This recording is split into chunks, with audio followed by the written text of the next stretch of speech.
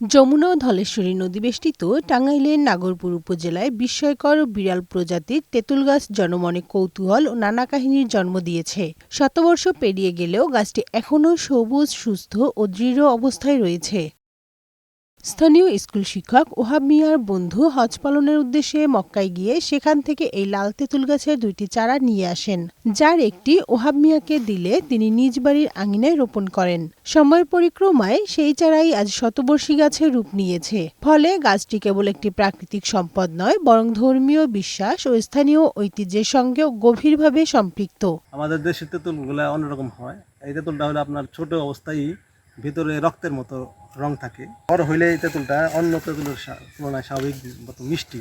লাল রঙের তেঁতুল ফলের কারণে গাছটি এলাকায় বিশেষ পরিচিতি পেয়েছে। ফলের মৌসুমে আশপাশের বিভিন্ন এলাকা থেকে এই ব্যতিক্রমী তেঁতুল দেখতে ও সংগ্রহ করতে আসেন অনেকে। এটার জাত যদি বাংলাদেশে ছড়িয়ে দেয়, এটার জাত তেঁতুলের জাতটা খুবই ভালো এবং কি খুবই মজা। তেঁতুলের কালারটা অনেক দেখতে সুন্দর, লাল কালার।